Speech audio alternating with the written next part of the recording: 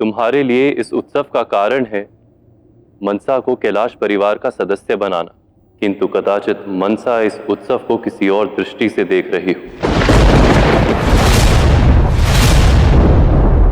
ये उत्सव मेरे लिए इसलिए महत्वपूर्ण है क्योंकि अब मुझे पता चल गया है कि पूरे कैलाश में मेरा स्थान क्या है।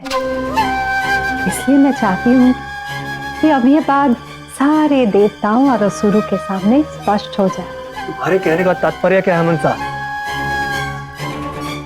आज जब माता ने मुझसे बात की तो ये बात स्पष्ट हो गया कि वो मुझे गणेश और कार्तिकेय से अधिक मानती है। इसलिए मैं चाहती हूँ कि आज यही बात सबके सामने स्पष्ट हो जाए।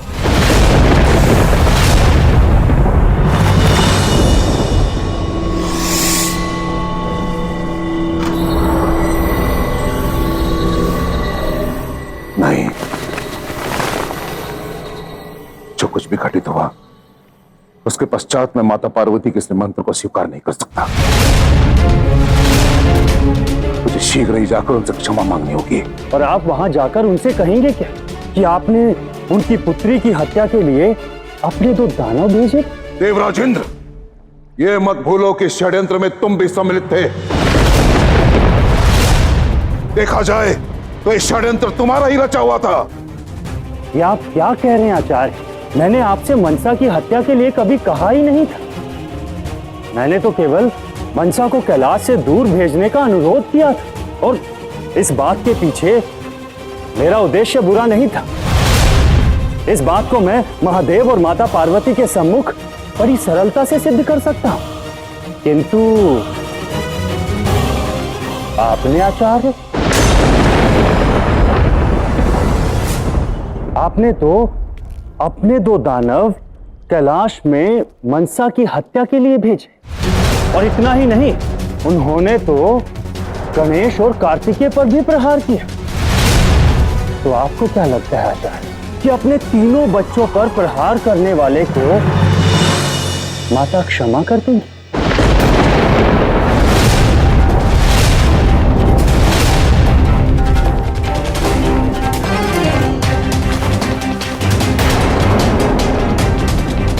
और रही बात इस निमंत्रण की, तो आप चिंता मत कीजिए। आपको कैलाश में उपस्थित होने की आवश्यकता नहीं है।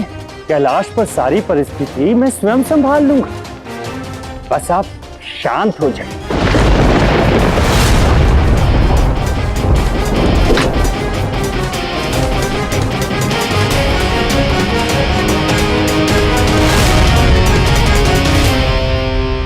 देवराज, पहले आपने उनकी सहायता ली, अब उनको यहां से जाने के लिए कह दिया। मैं समझ नहीं पा रहा हूं देवराज, आपके मन में क्या है? सीधी सी बात है अग्निदेव, अब जब स्वयं महाकाली इस पूरे घटनाक्रम में सम्मिलित हो चुकी है तो मुझे अपनी योजना बदलनी होगी। अब मनसा का अंत मैं महाकाली के हाथों से ही करवाऊंगा और शुक्राचार्य को पाताल भेजना भी हमारे ही पक्ष में होगा। तो अब आप मनसा को कैलाश से दूर नहीं करोगे? नहीं अग्निदेव, अब जो होगा कैलाश में ही होगा, वो भी सबके सम्मुख। मनसा के लिए आयोजित इस आयोजन में हम अवश्य जाएंगे और हमारी योजना का अगला अध्याय वहीं से आरंभ होगा।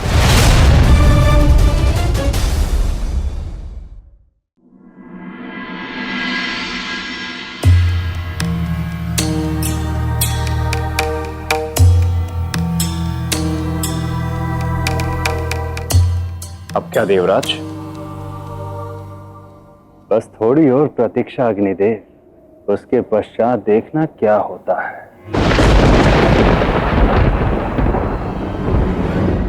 अद्भुत! ऐसे भव्य उत्सव का आयोजन तो गणेश और कार्तिकेय के जन्म के समय भी नहीं हुआ था। महादेव और माता पार्वती ने वासुकी को एक बहन ही नहीं दी है, अपितु उसके सम्मान में इतने भव्य उत्सव का आयोजन भी किया है।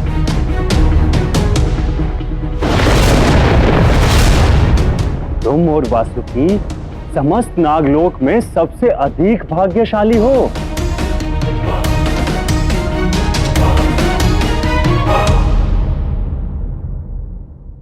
शीघ्र ही स्थिति नियंत्रण के बाहर चली जाएगी महादेव। हाँ नारायण, अब देखना यह है कि ये कितनी हानि पहुंचाता है।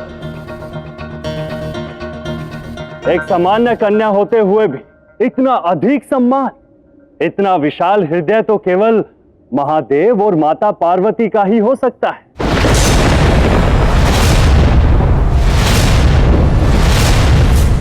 मैं आपकी भावनाओं को समझ सकती हूँ देवराज, और मुझे प्रसन्नता हुई ये जानकर कि आप इस उत्सव में सम्मिलित हुए, जहां हम शिव पार्वती की पुत्री मनसा का सबसे परिचय करवा रहे हैं।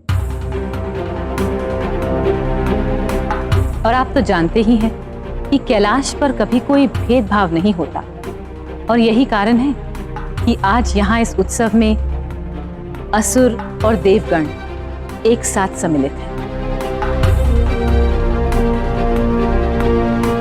और अब मुझे लगता है कि हमें इस उत्सव का आरंभ भोज से करना चाहिए। निसंदेह माता, अब जब हम इस उत्सव को मना ही रहे हैं तो उसका आरंभ प्रथम पूज्य गणेश के पूजन से होना चाहिए, है ना माता?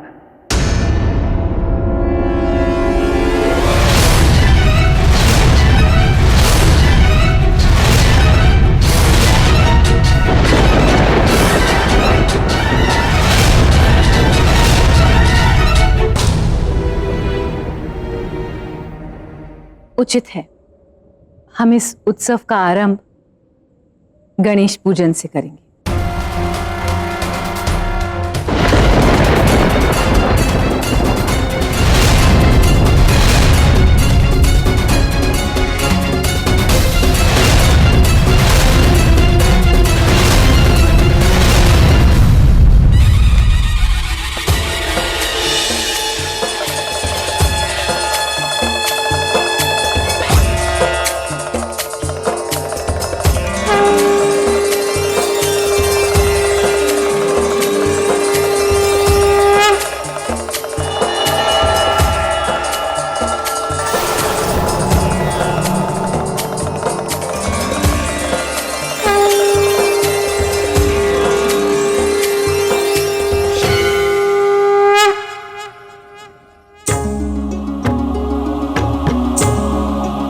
अब जब मनसा के सम्मान में आयोजित इस उत्सव का आरंभ प्रथम पूज्य गणेश के आशीर्वाद से हो ही चुका है, तो अब हमें भोजन के लिए चलना चाहिए।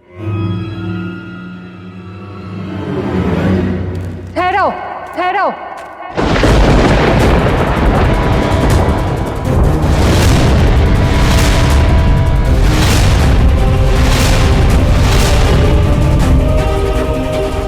माता, ये उत्सव तो मेरे लिए आयोजित हुआ है, तो मेरी भी पूजा होनी चाहिए।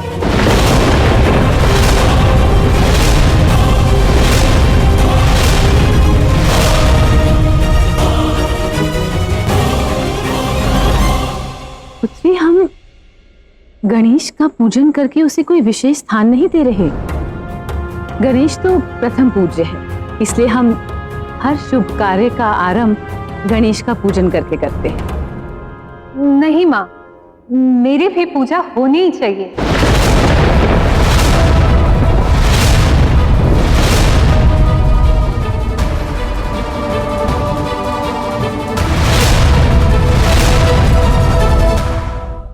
माता, मुझे लगता है कि ये मनसा की एक अबोध इच्छा है जिसे पूर्ण करने से कोई हानि नहीं होगी। और वैसे भी आपने ही कहा था कि मनसा शारीरिक रूप से बड़ी हो चुकी है, किंतु उसका मन तो एक छोटी बालिका जैसा ही है। उसकी प्रसन्नता के लिए हमें ये पूजा कर लेनी चाहिए माता।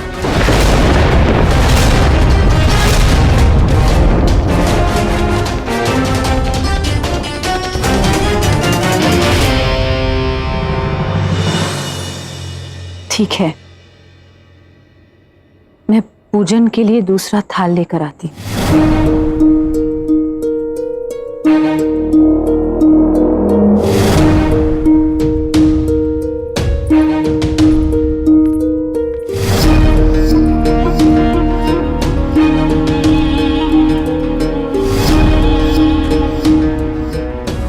तुम बहुत ही भाग्यशाली हो मन, तुम्हारी पूजा होने वाली है। बस अब देखना ये है कि तुम आगे कहाँ तक जा सकती है। मैं अवश्य दिखाऊंगी कि मैं कहाँ तक जा सकती हूँ।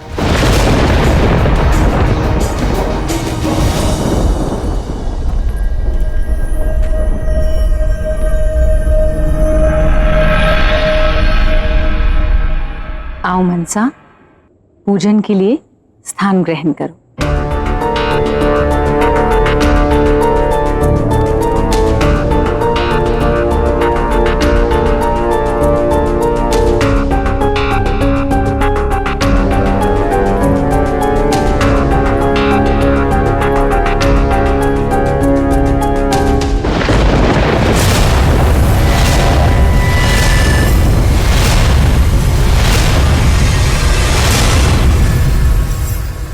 क्या हुआ पुत्री?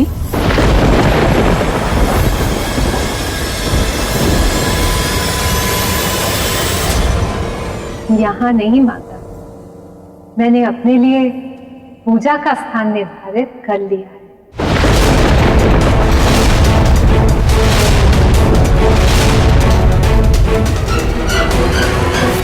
वो कौन सा स्थान है जहां पर ये अपनी पूजा करवाना चाहती हैं? ज्येष्ठ, कदाचित मैं वो स्थान जानता हूँ, किंतु मैं कामना करता हूँ कि मेरा अनुमान अनुचित सिद्ध हो।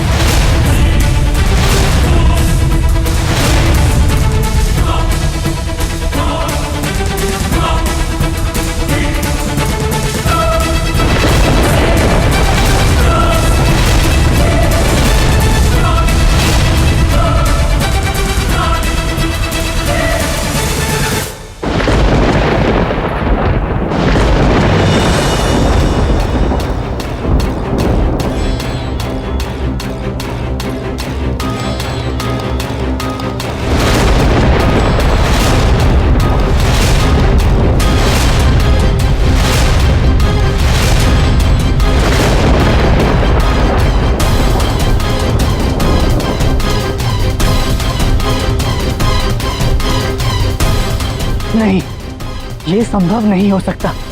किंतु ज्येष्ठ, ये संभव होने वाला है। नहीं मनसा,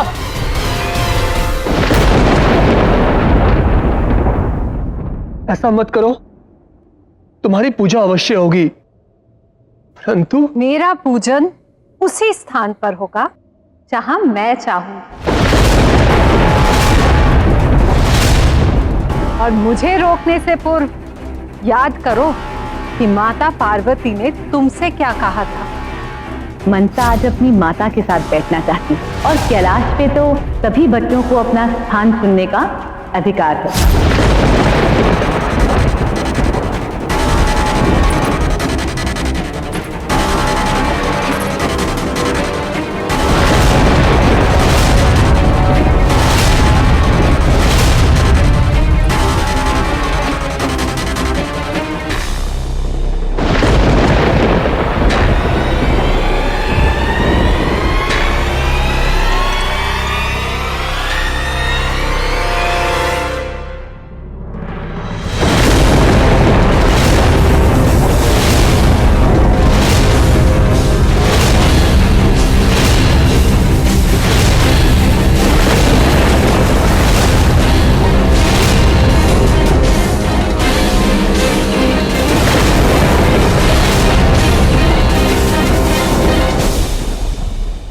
माँ, यही वो स्थान है जहाँ सब मेरी पूजा करेंगे।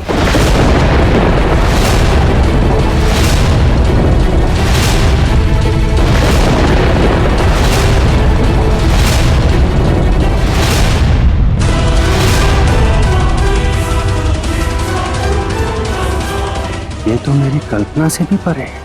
सज हो जाओ मनसा, क्योंकि माता पार्वती के हाथों तुम्हारे अंत का ये आरंभ है।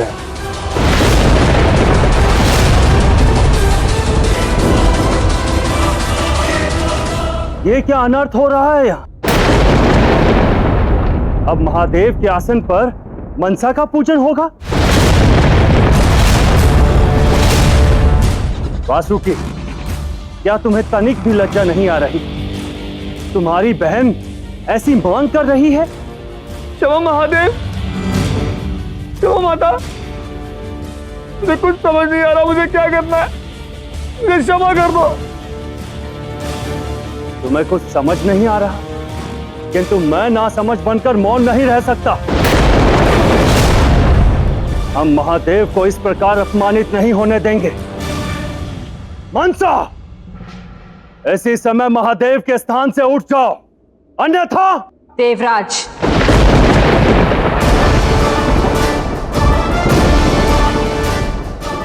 इस स्थिति को संभालने के लिए महादेव और मैं दोनों उपस्थित हैं। इसका अर्थ माता कि अब इस स्थान पर मेरा पूजन नहीं करेंगी?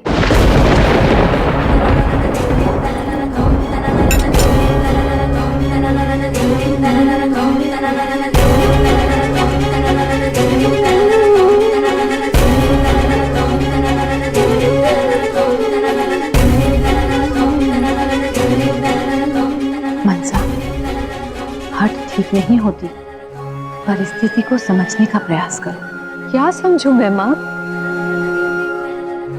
आपने भी तो कहा था कि कैलाश में प्रत्येक बालक और बालिका को अपना स्थान चुनने का अधिकार है, तो फिर मैं इसे अपना पूजन का स्थान क्यों नहीं चुन सकती?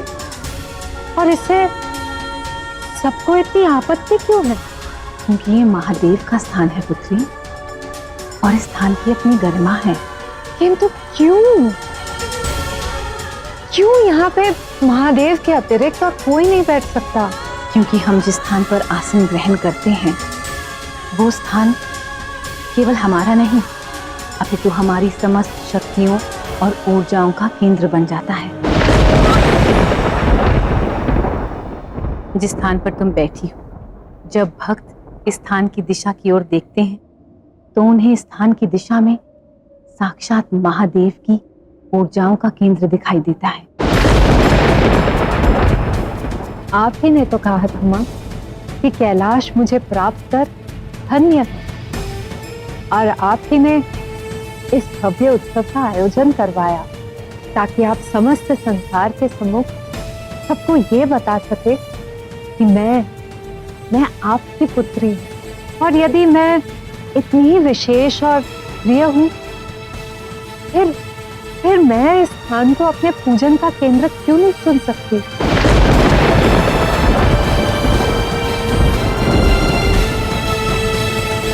माता और पिता तो अपनी संतान के लिए सर्वस्व दे देते हैं, फिर क्या आप और महादेव मेरे लिए ये आसन नहीं दे सकते?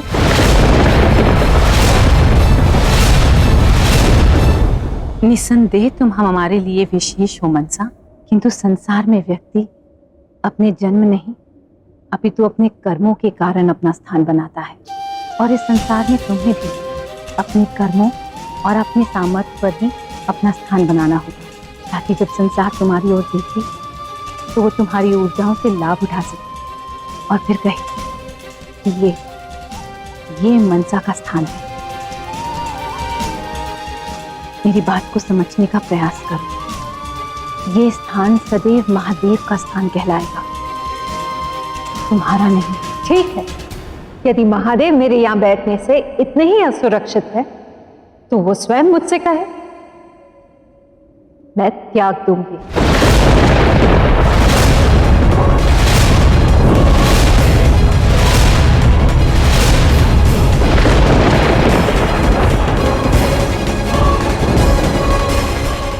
क्षमा कीजिए माता, मैं आपके अनुरोध पर इतनी देर तक चुप रहा, किंतु अब मौन रहना अपराध होगा।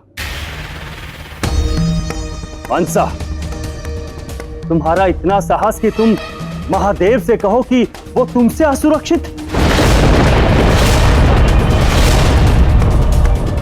ये महादेव जो बड़े छोटे, शक्त अशक्त, साधारण और महान, इन सब चक्रों से परे है,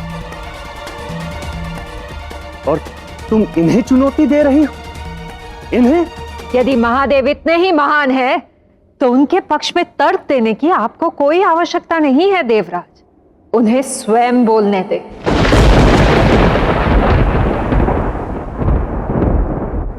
मनसा, तुम मेरे आसन पर बैठी हो, इससे मुझे तुम्हारे पिता को कोई आपत्ति नहीं।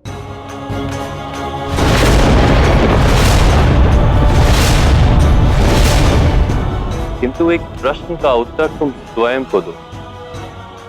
तुम इस आसन पर इसलिए बैठी हो क्योंकि तुम स्वयं को बहुत महान और विशेष मानती हो, या फिर इसके पीछे तुम्हारी कोई असुरक्षा की भावना है जो ये चाहती है कि ये संसार तुम्हें महान और विशेष माने? महादेव, प्रश्न ये है कि आपको मेरे स्थान पे बैठने से कोई आपत्ति तो नहीं? और क्योंकि प्रश्न का उत्तर मुझे मिल गया है, तो फिर मेरे इस पूजन में ना विलंब होना चाहिए और ना ही आपत्ति। किंतु मुझे आपत्ति है।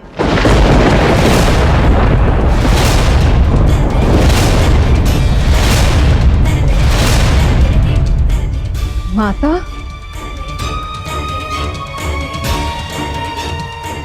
महादेव को तुम्हारे यहाँ बैठने से कोई आपत्ति नहीं। इसका अर्थ ये नहीं कि तुम्हारे यहाँ बैठने को उचित ठहराया जा सकता है। और मुझे आपत्ति इस बात से नहीं कि तुम यहाँ बैठी हो, अपितु इस बात से है कि तुम महादेव के स्थान को प्राप्त कर स्वयं को श्रेष्ठ सिद्ध करना चाहती हो। माता, आप जो ज्ञान मुझे दे रही हैं कि संसार में प्रत्येक व्यक्ति को अपना स्थान स्वयं बनाना पड़ता है, इस कैलाश में जिसने जो स्थान प्राप्त किया है, क्या वो उसके योग्य भी है?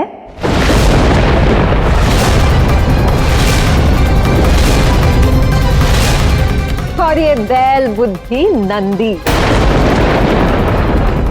क्या ये कैलाश में रहने की योग्य भी है? क्या फिर ये केवल इसलिए है क्योंकि इसे महादेव ने आवश्यकता से अधिक स्वतंत्रता दे रखे हैं?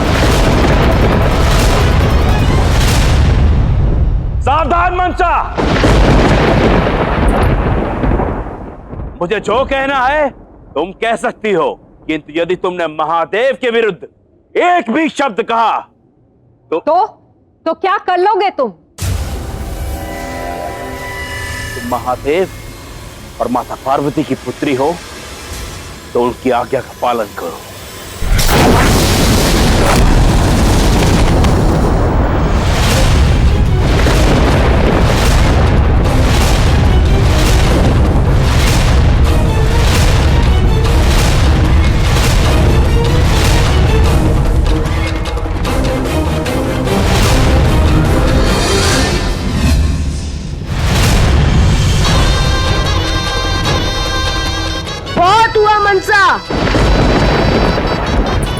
अब तुम तुम्हारी मर्यादा तोड़ रही हो। मुझे पता था कि यह परिस्थिति आएगी और मैं इसके लिए भी सज्ज हूं।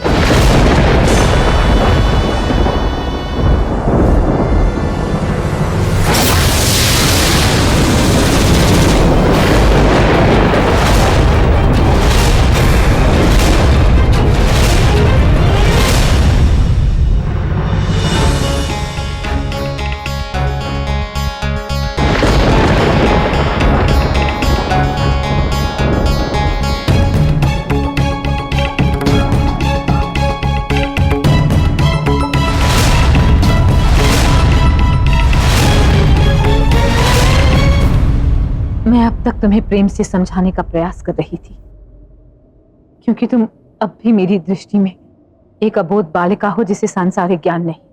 किंतु अब तुम्हारे व्यवहार ने मर्यादा की सभी सीमाएं लांघ दी।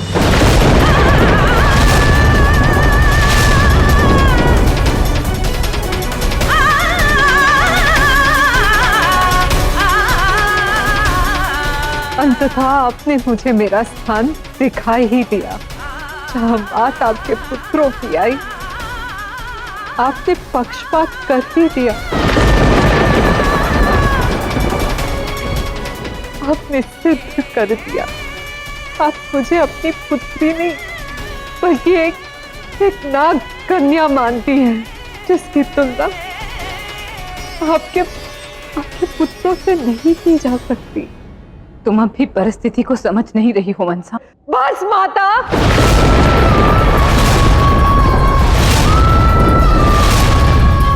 जो आपके शब्द नहीं समझा पाए वो आपके कर्मों ने समझा दिया। वास्तविकता तो ये है कि संपूर्ण कैलाश में मेरे लिए कोई स्थान है ही नहीं। लेकिन एक बात सिद्ध है मां, यदि मैं विशेष नहीं हूं, गणेश और कार्तिकेय भी नहीं है।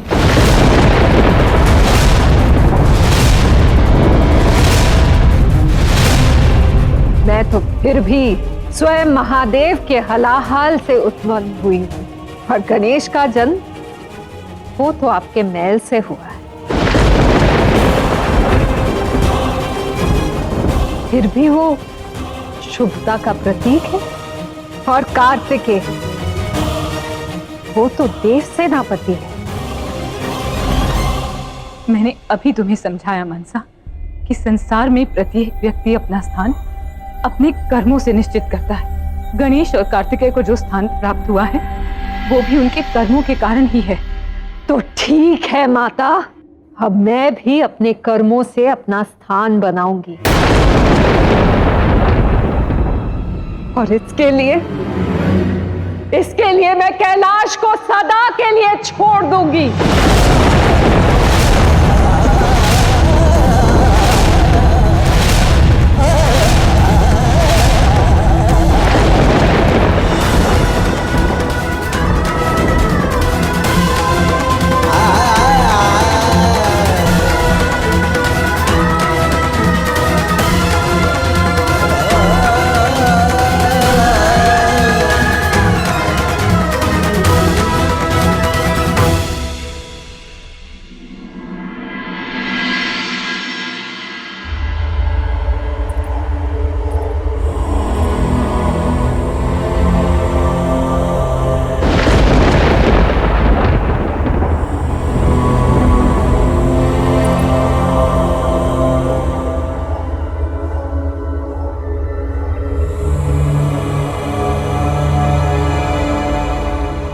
माता,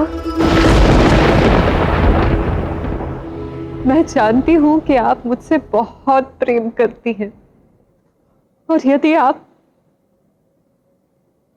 मुझे रोकेंगी तो मैं रुक जाऊंगी।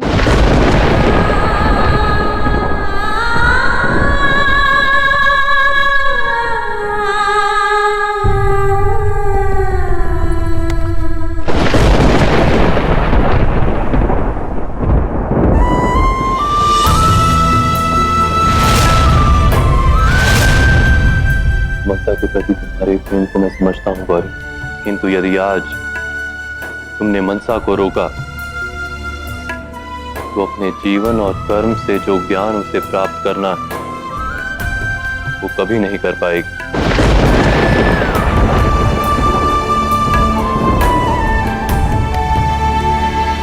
तो ये है शिव पार्वती का न्याय।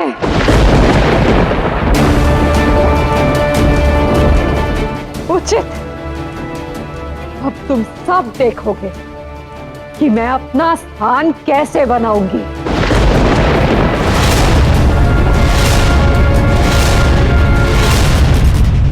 आज सबके सम्मुख मुझे अपमान का घूंट पीकर अपना शीश झुकाना पड़ा।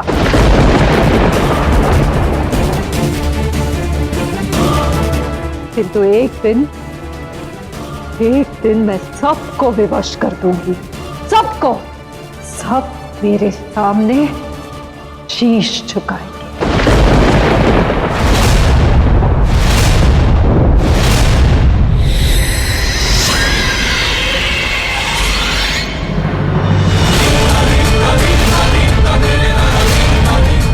आज मैं कैलाश के साथ अपने सारे संबंध तोड़ती हूं और ये प्रण लेती हूं कि जब मैं कैलाश पुनः लौटूंगी तो सब कुछ अपने अधीन कर लूंगी।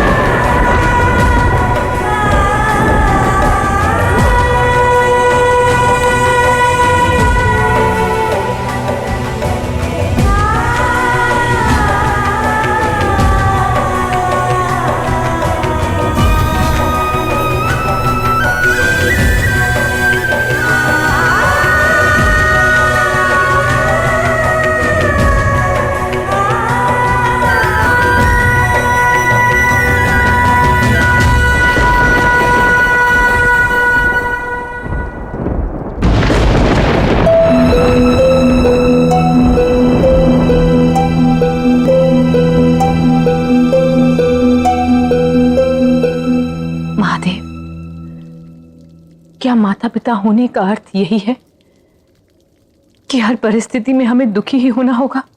गौरी, हम शिव और शक्ति चाहे तो प्रत्येक परिस्थिति को अपने अनुकूल बना सकते हैं। यदि हमने ऐसा किया तो संसार के अन्य माता पिता का मार्गदर्शन करने में हम असफल रहेंगे।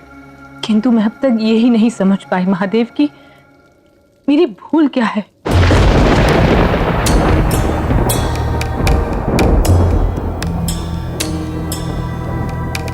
गौरी, तुम मुझे भोलेनाथ कहती हो, किंतु पुत्री प्रेम में तुम स्वयं भोली बन गई हो। मेरे कंठ में यह हलाहल दिख रहा है तुम्हें, वो इस कारण से है क्योंकि तुमने मेरे कंठ में इस हलाहल को रोका था। उसी प्रकार से मनसा के भीतर जो हलाहल उपस्थित है उसका तारण तुम केवल शब्दों से नहीं कर सकती। अर्थात क्या उचित है क्या अनुचित इसका ज्ञान हम अपनी संतानों को दे सकते हैं, किंतु उनके विचार हमारे वश में नहीं। तुम संतान की सुरक्षा कर सकती हो इस संसार से, किंतु संसार की बुराइयों को अपनी संतान तक पहुंचने से नहीं रोक सकती।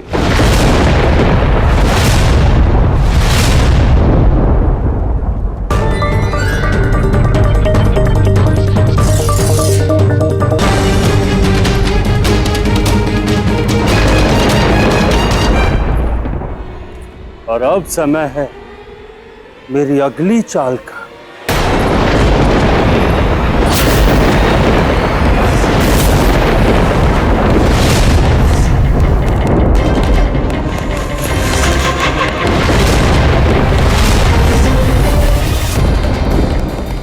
अच्छा हुआ कि तुम स्वयं ही मेरे पास आ गए देवराज। अब देवलोक का सबसे पहला स्थान तुम्हारी मृत्यु से ही रिक्त होगा। यदि मैं तुम्हें सभी लोगों के स्थान ग्रहण करने में सहायता करूं तो? और यदि तुम्हारा कोई षड्यंत्र हुआ तो? नहीं मनसा, मैं तुम्हारी सहायता के लिए यहाँ आया हूँ।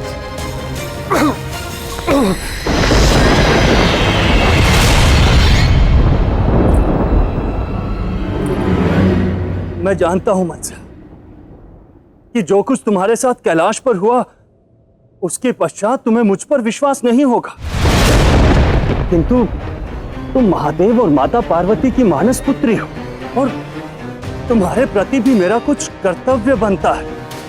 मैं इसलिए यहां आया हूं।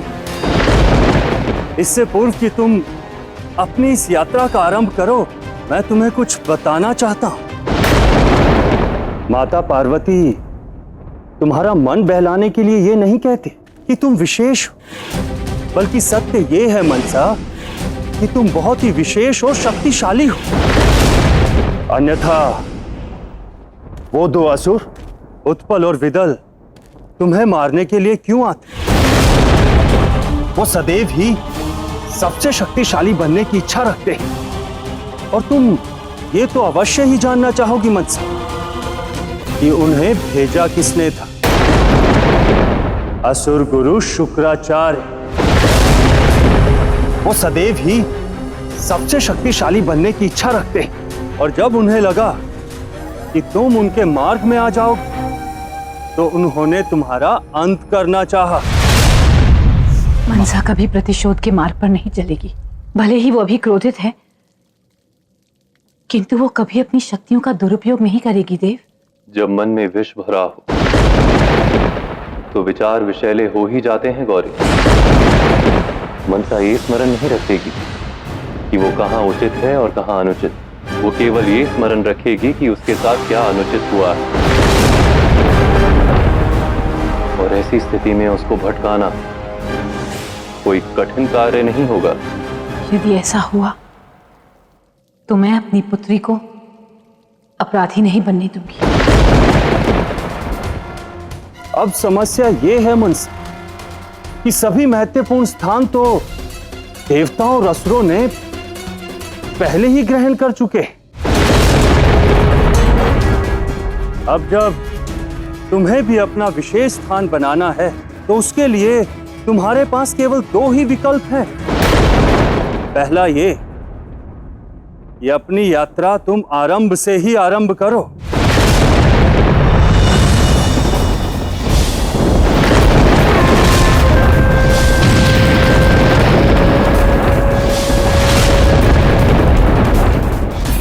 ये विकल्प माता पार्वती ने अपनाया था, किंतु इस यात्रा में उन्हें हजारों वर्ष लग गए।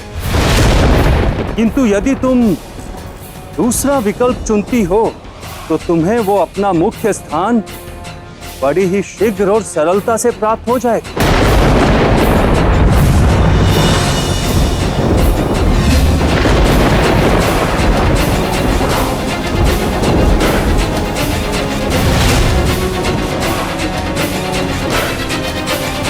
तुम्हारे पास तो स्वयं महादेव के हलाहल की शक्तियां हैं, वो शक्तियां जो इस संसार में अन्य किसी के पास नहीं, और तुम उन शक्तियों से उन स्थानों को रिक्त कर सकती हो जो स्थान अयोग्य और अनुचित लोगों ने ग्रहण कर रखे। और सबसे पहले तुम उसे अपने मार्ग से हटाओ जिसने तुम्हें अपने मार्ग से हटाने का प्रयास किया था, असुर गुरु शुक्राचार्य। गौरी, मैंने अभी तुमसे कहा कि जो विष मनसा के भीतर समाहित है वो केवल शब्दों से दूर नहीं होगा। अभी जिस यात्रा पर मनसा अग्रसर है वो विष न केवल उसके मन, कर्म और वचन को प्रभावित करेगा, अभी तो उससे जुड़े सभी लोग भी प्रभावित होंगे।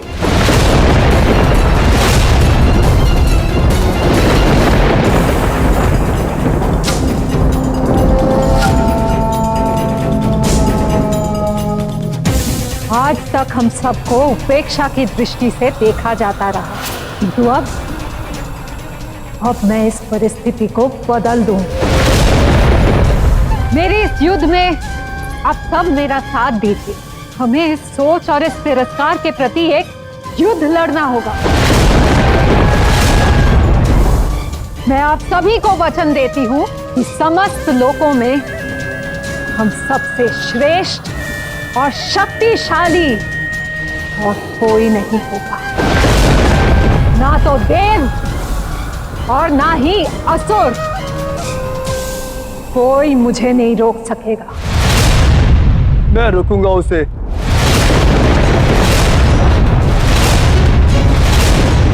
मनसा जिस घातक पथ पर चल रही है उसे तुम्हारे हृदय का प्रेम भी नहीं रोक सकता।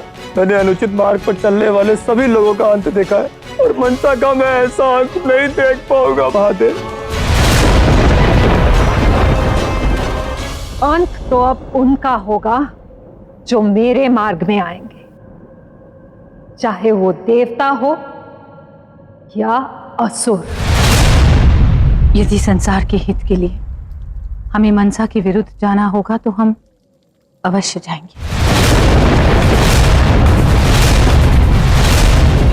किंतु अब मनसा को उसके जीवन के निर्णय स्वयं लेने दें। मुझे प्रयत्न करने दे माता। मैंने पहले भी अपनी बहन को बचाने का प्रयास किया था, किंतु अंततः अपनी आंखों के सामने उसको मृत्यु की गोद में जाते देखा। यदि तुम मनसा को रोकना चाहते हो तो जाओ, किंतु एक बात स्मरण रहे, यदि अब मनसा ने अपनी मर्यादा लांघी तो उसके समक्ष उसकी माता नहीं अपितु स्वयं महाकाली खड़ी होंगी।